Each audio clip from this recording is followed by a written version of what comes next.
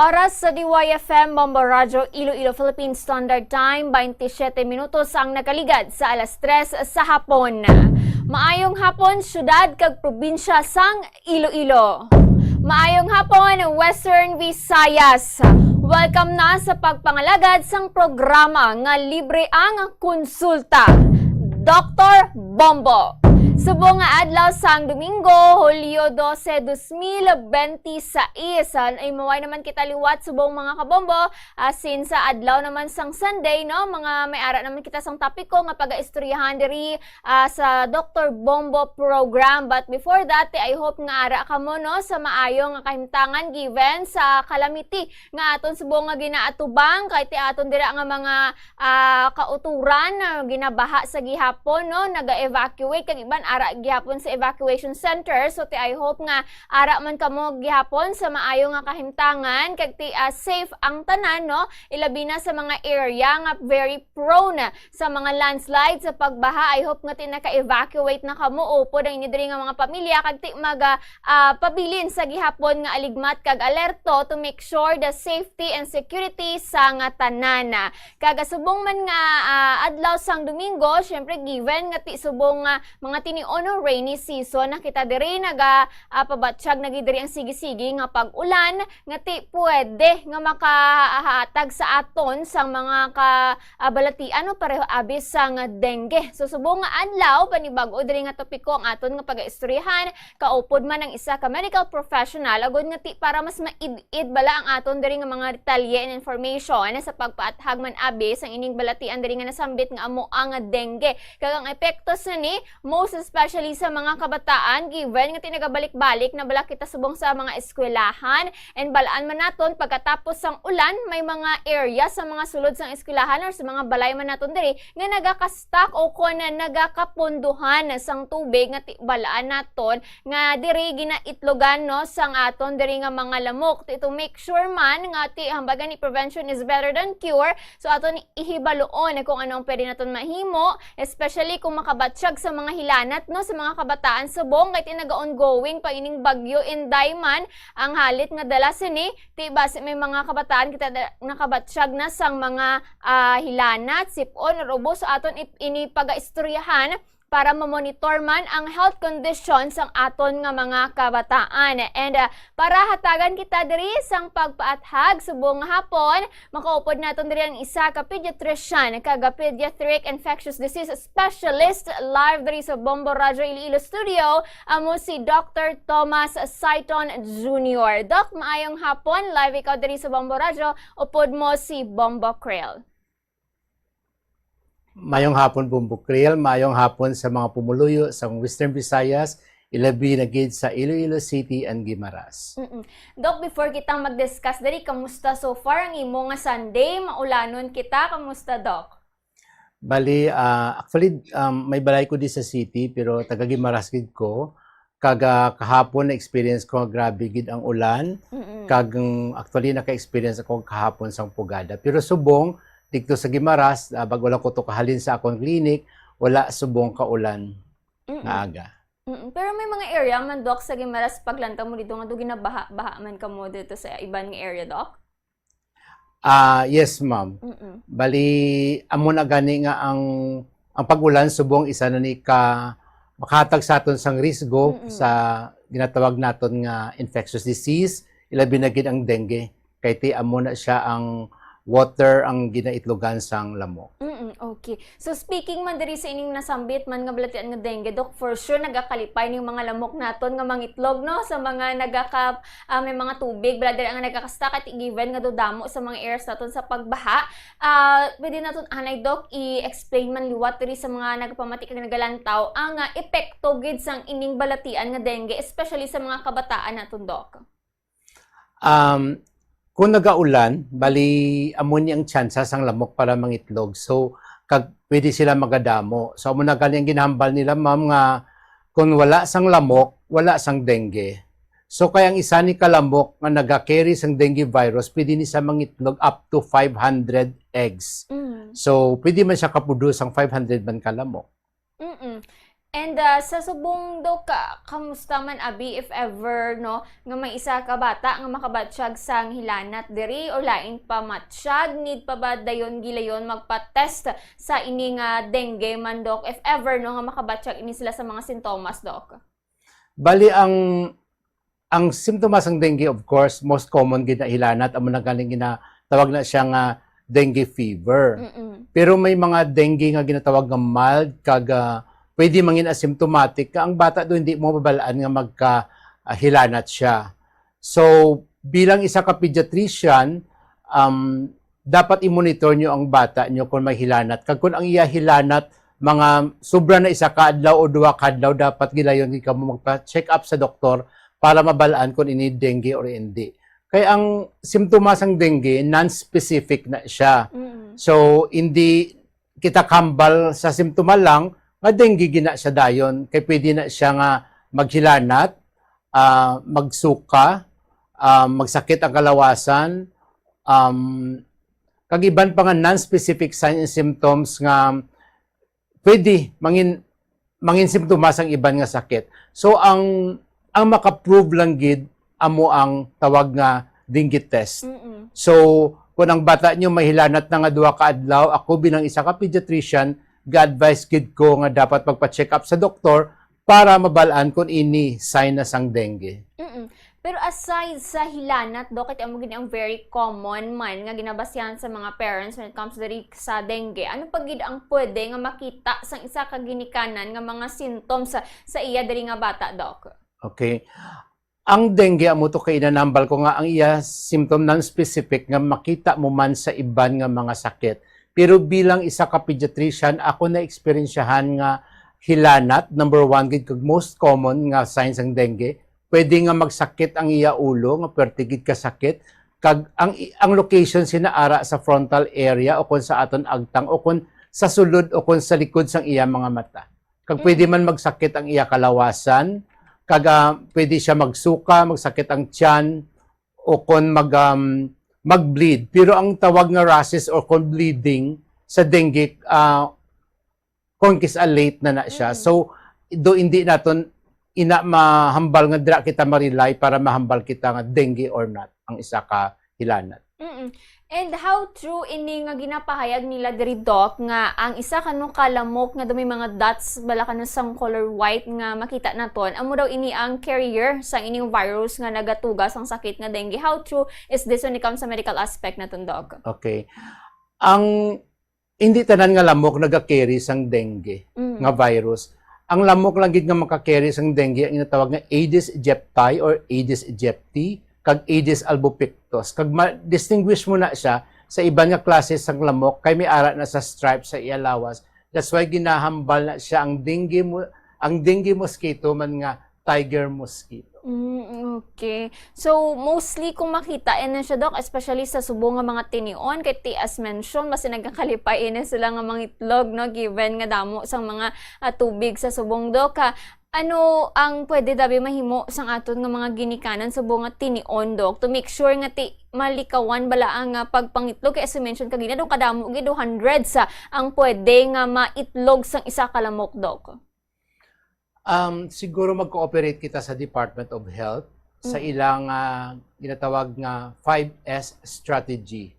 Kay amo na balangang suliton ko ang hambal ko kay ina nga kung wala sang lamok, wala sang dengue. So paano malikawan ang dengue? Of course, dapat ma-minimize man naton ang pagpangitlog sa mga lamok. So dapat i-minimize naton ang ila pagdamo. So number one nga sa 5S strategy nila ang search and destroy, meaning pangitaon, kag i-eliminate ang possible nga breeding areas sa mga lamok. Amo ni ang mga bagay nga makakolek sang tubig, kay ang lamok usually nagkapangitlog na sila sa stagnant water. So ang aton mga flower base dapat tinluan naton ina, no, ang aton mga tarog, ang mga empty drums o kun ang mga labador o kun lababo nga nagkakolekta sang tubig. So, ang isa ka strategy sang Department of Health, amo gani ni siya ang ginatawag man nga 40 nga makasupport na sang ang search and destroy. Ang 40 nga ina, ma'am, ang ginatawag ina nga ang isa ka taob, meaning kung may makita ka mo nga makakolekta sang tubig, ipakulbon siya. Next, ang isa ka T is takip, no? Meaning kung hindi ta siya maula ang tubig, pwede naton takpan para hindi pagitlogan sang lamok. Kag ang isa ka letter T, tuyo, meaning kung may mga kanal kita dapat i-drain naton ina kag i-maintain naton nga nagailig siya o kung pwede man nga we will keep it dry. Kag isa ina ang T, taktak, meaning ulaon naton ang mga tubig nga hindi naton kinahanglan nga pwede nga ara sa mga container nga pwede itlogan sang lamok.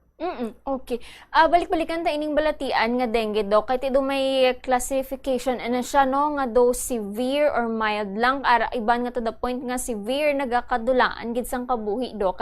Paano naton ini or paano ina siya nagataas nga naga-severe ang isa ka balatian nga dengue, Dok? Okay, very good sa question, ma'am. So ang mga nanay dapat hindi kamo maghadlok kay ang sa 100% nga may mga nga dengue cases, 80 or 85 dira ang mild o asymptomatic. Okay. 15% lang ang nagagrabe nga pwede mag-hospital o mga cases nga may warning sign nga possible magka-severe dengue. Kag ang very severe nga tugas ang kamatayon, usually less than 1% lang na siya. So pwede gid nga magka-dengue ang inyo bata kag pwede naton siya ma-save. So, sa nasiling ko na nga 80 or 85% sa mga dengue cases mild. Sa balay, pwede nga hindi naton ma-admit ang pasyente nga sa balay lang ang pasyente nga may dengue. Basta nga i-monitor naton ang aton kabataan sa mga warning signs. Actually, ang mga warning signs nga ina may ara ako pneumonics, nga ginatawag ko nga A, B, C, D, L, L, B. Ang isa ka A, abdominal pain, meaning sakit sang tiyan. Nga amo na siyang matayan naton sa bata nga may dengue. Nga pwede ina siya nga mag-severe siya nga klase sang dengue. Ang B is bleeding. Ang isa ka C, cold clammy skin o kung palang yami. O kung pwede man ang letter C, clinical signs of fluid accumulation. Meaning ang bata pwede may tubig na sa tiyan, yung tawag na ascites, tubig sa baga or pleural effusion. Ang D, decrease urine output. Meaning, i-monitor mo ang bata mo kung medyo maninit ng iya pag-ihi.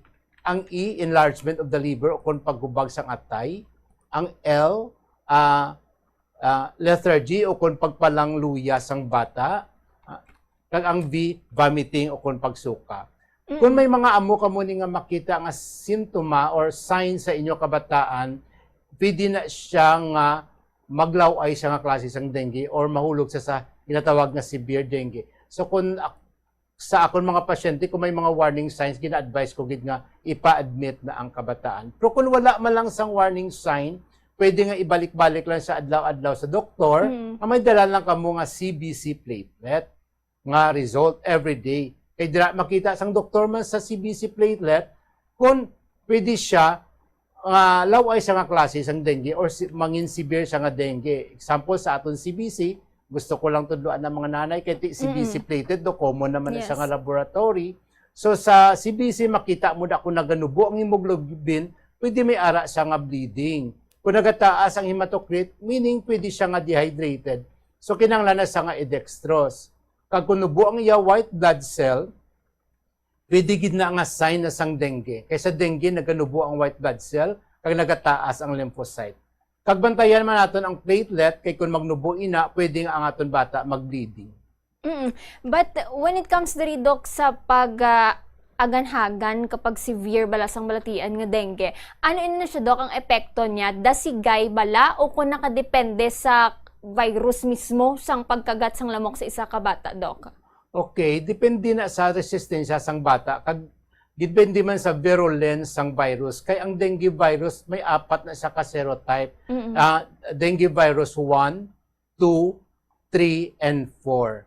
So ang bata pwede na siya maghilanat sang 2 hasta 7 ka adlaw. Kung mga ang hilanat nga more than 7 days na, do hindi na sa iya sang dengue. Okay. So ini gusto ko man i-take ng opportunity nga sa pag-inform sa mga nanay nga di ba kamo nga mga ginikanan kung nagahilanat ang bata ginakulbaan kamo. tapos kung wala na gani hilanat, happy na kamo. Mm-mm. Pero sa dengue lain, di ba, like, kung may ala ka pneumonia, UTI, o kung mga tonsillitis, nga kung madula ang hilanat, pwede na na-sign nga nag-aayo na ka. Mm-mm. Pero sa dengue, hindi. Kung wala na hilanat ang bata, mas kami nga doktor ginakulbaan, kay dira na amo na siya ang sign nga pwede na ang bata mag-bleed, Mm-mm. magnubo ang iya platelet. So ang bata nga may dengue sa una nga adlaw o kung duha ka adlaw sa pag-untat sang ila-ilanat, ginatawag na siya nga critical phase. Balantayan na siya kay dira na pwede magdako ang iya tiyan, pwede siya maghapo kay ang iya tubig, ang iya baga magkatubig, pwede madula ang iya pulso kag ang pwede man madula ang iya nga BP. Mm. So amo na mahilanat siya anay kag tapos madula ang hilanat, delikado na siya.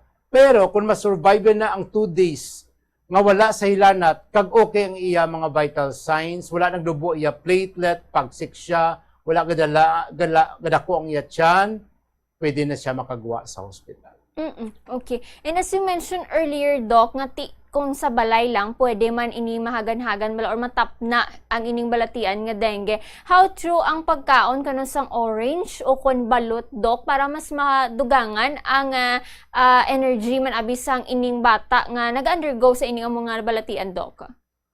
Okay, ang mga masustansya nga pagkaon makabulig gid ina sa pabaskog sang resistensya sang bata. So agree ako dira, pero of course ang sa nasiling ko na kaina nga hindi lang ang resistensya sang bata ang maka-fight sa dengue, no? Kaya ang bata ang ilang immune system developing pa, hindi pa mature. So ina gid ang ila resistensya. So importante gid na nga dapat well hydrated sila sa balay, mag-inom sila sang madamo nga tubig, no? Kag ideally gani ang ginatawag nga oral rehydration solution, ang bantog na bala nga Orisol sa health center. Kag may ara man kita sila ang ginabaligya sa butika para sang hydrate kag mga hydro aid. Kag of course pagkaon sang masustansya nga pagkaon, prutas kag utan. Okay ang baloti bilang itlog, masustansya man ina, pero may mga bata nga hindi nagadula ang ilaganak magkaon kung nagkamasakit o kung may dengue. So, hindi mo na sila mapilit. So, pwede mo man sila matagaan sa mga vitamin supplement, katulad ng vitamin C, kag mga zinc nga nagkapabaskog sa resistensya, kag makita man naton ina sa aton mga butika like mga Silin or Silin Plus. Okay. Ang ini nga balatian nga dengue, Doc, maka-worst kaya pabala ini sa iban nga mga balatian given abi kung may ara nga iban nga diseases ang ini nga bata or ining specific nga bata, ang dengue, Doc, pwede ini nga maglapta sa iban pa niya dali nga mga organs abi or maka-trigger sa iban pa niya nga balatian, Doc? Sa akong experience bilang pediatrician, ang dengue ginamas ang iban nga infection. Pwede nga ang bata mo may dengue, kag pwede man may iban siya nga sakit. Kung kisa gani ang doktor mamislead kay ti dako ang tonsils ang bata ay tonsillitis gali nga wala gauntat kung tagaan antibiotic kay gali may dengue siya. Ang bata gailanat may UTI, abis ang doktor UTI lang gali may dengue. So kung ang isa ka bata may masakit nga dengue pero may upod nga iban nga sakit, of course kung ikumparar mo ina sa dengue lang gid ang iya ginabatyag, pwede siya nga mag-worsen or magdugay ang iya hilanat. Okay, labi na gid sa mga bata bala mga nagdengue na sang una. Kung magka-dengue sila luwat, mas delikado ina siya. Okay. So, as you mentioned, Doc, pwede paliwat ang isa ka persona nga maka-experience siya sang balatian nga dengue, even though nga naka-experience na ina siya before, Doc. So, in a second time, maka-worsen pagid bala ini sa na-experience niya on the first time, Doc? Okay, manami ina nga pamangkot, no? Kay isite ko lang ang chickenpox o konsulalob. Di ba kung nakasulalob ka na, meaning immune ka na. So piling hindi ka na magkasulalob liwat. Pero ang dengue lain, kainanambal ko may ara nga 4 ka serotypes ang dengue. So kung magka-dengue ang bata mo subong, pero ang virus is serotype 2, may ara siya nga protection lang man sa dengue virus nga serotype 2. So, ang bata mo, pwede Japon magka-dengue for the second, third, and fourth time. Kaya may ara pa kita nga, dengue serotype 1, 3, and 4. Pero, kung ang bata mo, subong example naka-dengue, hindi man siya automatic magka-dengue liwat. Kung kadton siya, sang lamok nga may iban nga serotype. Kaya ang bata nga nagka-dengue subong, may ara siya nga transient immunity nga siguro mga 2 to 3 months. Kung kadton sa liwat sang lamok, nga may the same serotype sang nagligad man nga dengue niya. Example, lambar ko na kaina, nagka-dengue sa secondary sa dengue virus type 2. Tapos, liwat din kagat sa sanglamok nga may dengue virus type 2. Meaning, hindi na siya magka-dengue. Kaya immune na siya. May immunity na siya. Pero kung ang lamok, nagka-carry sang dengue virus 1, dengue virus 3, kag dengue virus 4, pwede sa liwat magka-dengue. So, ang isa ka bata, pwede magka-dengue 4 times in his lifetime. Okay. So, bali, different virus ini as you mentioned, Dok, may 1, 2, 3, kag 4. So, mas lala ba ining number 4, Dok? Or same lang gid ini sila nga klase sang virus, Dok? Okay, sang una, ginambal nila nga ang dengue virus 3 mas isog. May ara man nga dengue virus 2. Depende sa lugar. Okay. No? So, amo sina, may ara nga mga certain virus nga hindi siya maisog o ginatawag namon nga hindi gid masyado virulent. Pero kaina, balik ta to sa pamangkot mo nga anga kung magka-second dengue, mangin worse. Yes, pwede ina siya. Kay imbis nga magabulig ang aton antibody, nga ginproduce ang aton lawas, sang nagligad nga dengue infection, pwede ina nga ang aton nga lawas, may ara sa exaggerated response sa bag-o nga virus. So, imbes nga makabulig ang aton antibody, ang antibody pa naton pwede mag-hasten or mag-enhance sang effect sang bag-o nga virus.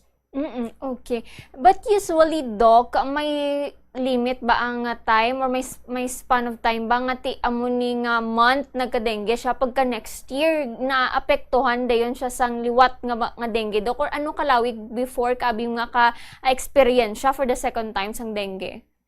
At na-mention ko na kaina nga kung nag-dengue ka subong, may ara ka nga transient immunity sa succeeding nga dengue infection for only 2 to 3 months or pwede nga siguro malawig na gid ang 6 months. So meaning after 3 months or after 2 months or after 6 months, pwede siya magka-dengue liwat. Okay. Kaya ambal ko na kaina nga ang immunity naton nga nakuha sa nagligad or sa first dengue infection, transient lang. Makaprotect lang ina sa bata for few months. So, pwede, kung di malason ka, after 3 months, pwede ka magka-dengue liwat.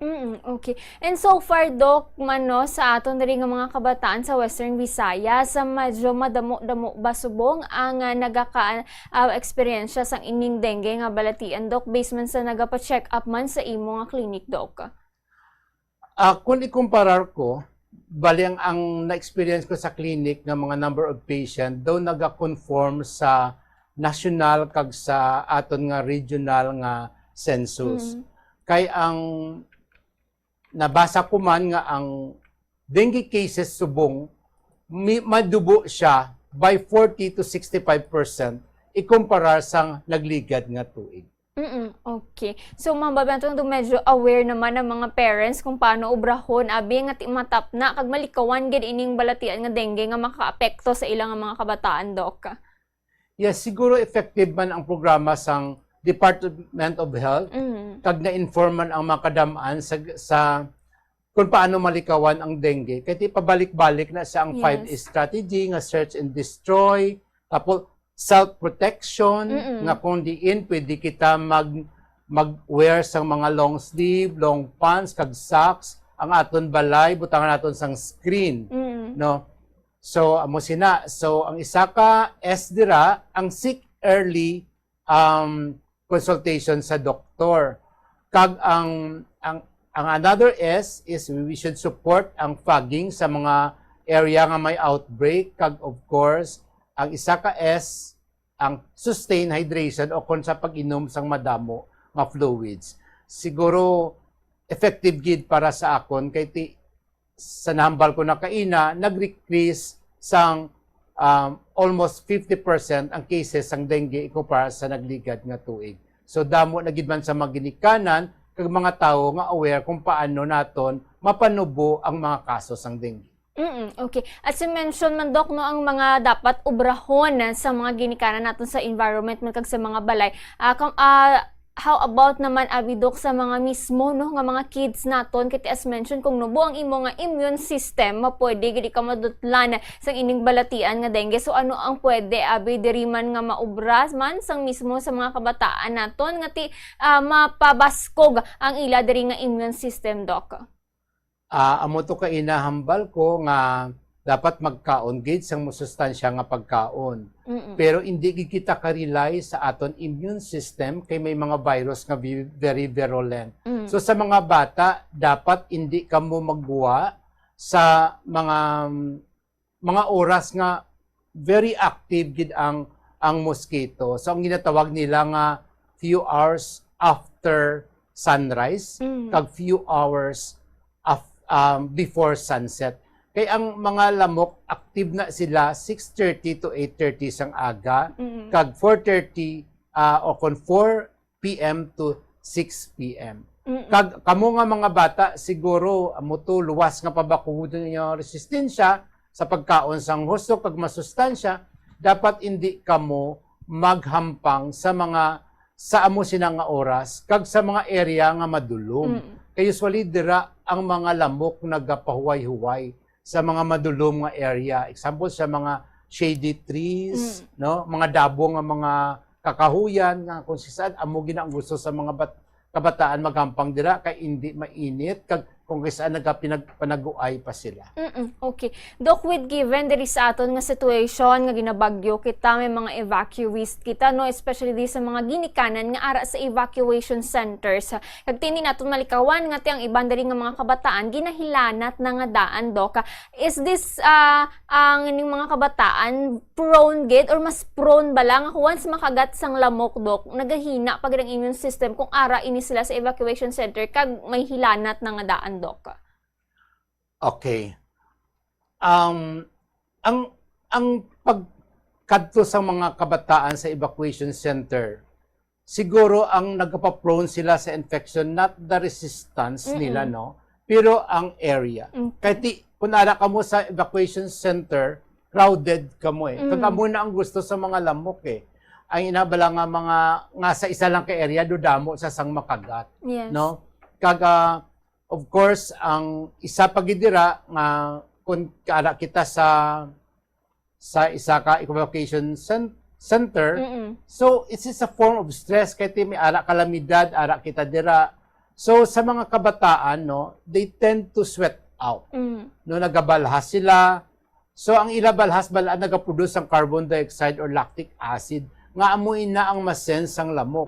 That's why mabalaan naton nga ang mga bata, nga mga school children or nga ang naga-eskwela gid o kung ang very young, amo ang permi ang biktima. Kaya nga they are very active, kag ang ilang nga temperature mas higher compare sa adults, kag amo ina ang attracted gid na ang mga lamok sa sina.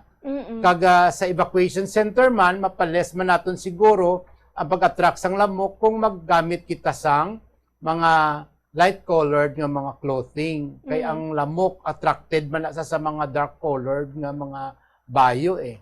So isa ina nga makabuli. Of course, kung naara ka mo sa evacuation center, dapat i-maintain gid nga wala sa mga open containers o kung mga potential breeding areas sang lamok.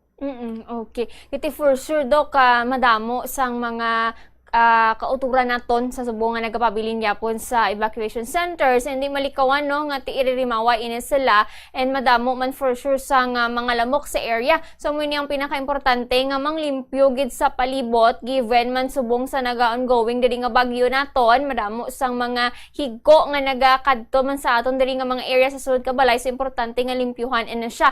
So Doc, lastly na lang, no, nga imo diri nga pahanumdom reminders kay ti do nagaangot gid ang aton nga top topiko sa mga nag-experience subong naton diri nga bagyo, Doc? Bali, ang akon lang parting words, no, ma'am, nga ang hindi ka mo magkahadlok, hindi ka mo magpanik, dapat mangin alert lang ka mo.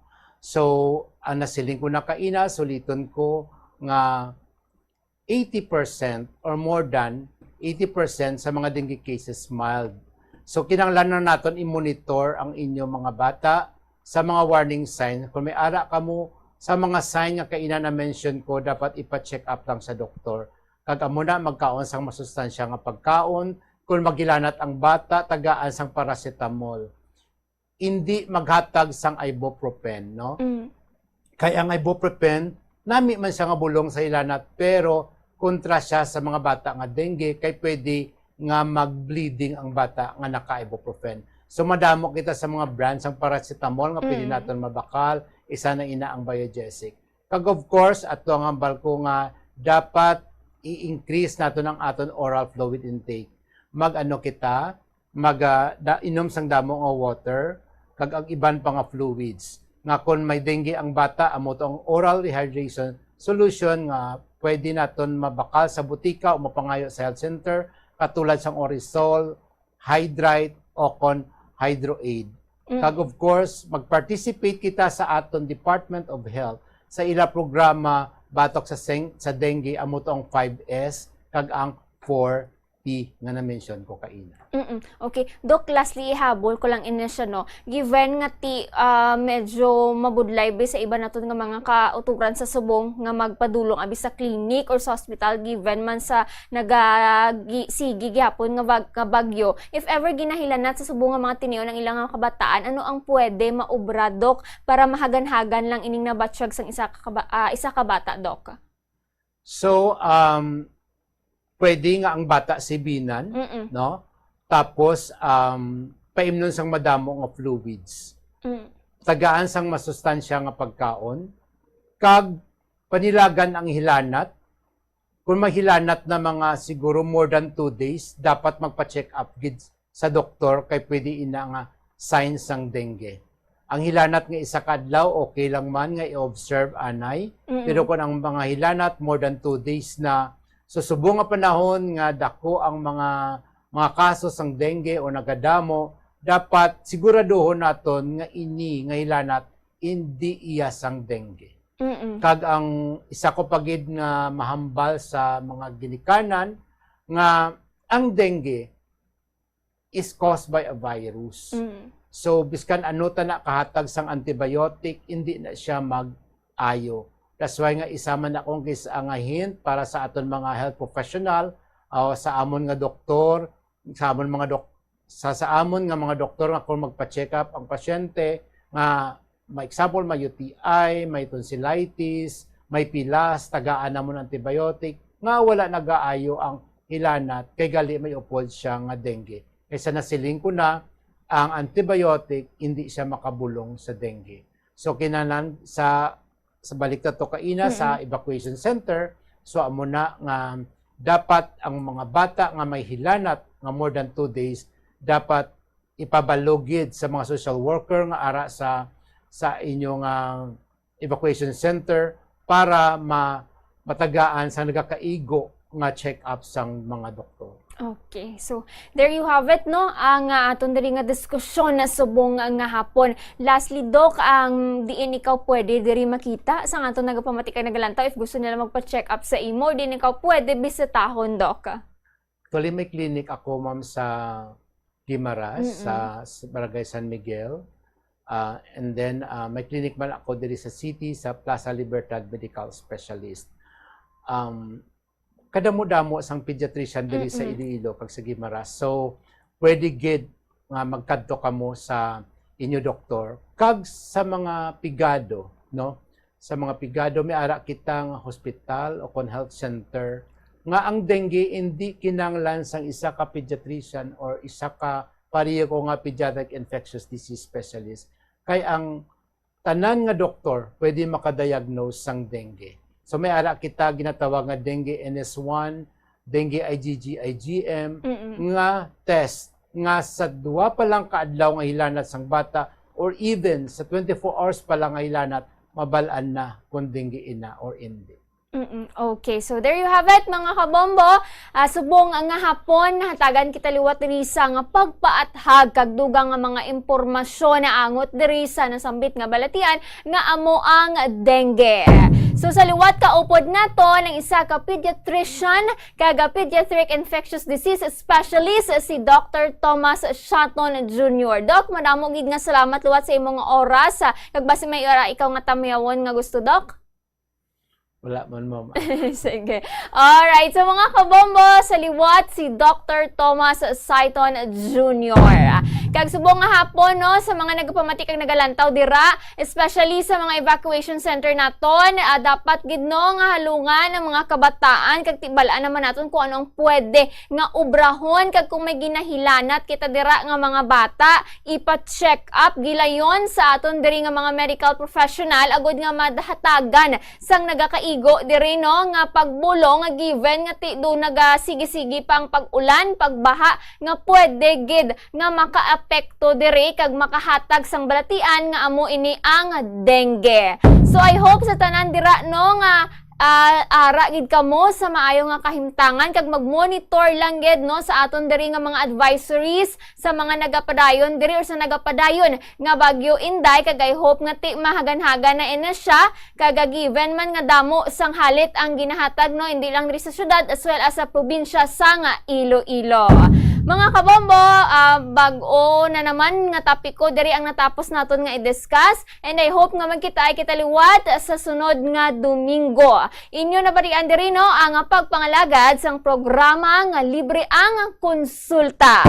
Dr. Bombo. Oras naton, alas 4 minutos ang nakaligad sa alas 4 sa hapon. Sa liwat, adlaw kita sang Domingo, Hulyo 12, 2026. Kag magasunod na diri ang Bombo Reports Sunday edition, upod naman diri si Bombo Jomar Villa. Sa liwat, ako inyo naging alagad, Bombo Kerl Salis Miliaza. This is Bombo Radio Philippines, the #1 radio network in the country. Your trusted source of news and information. Basta Radyo Bombo.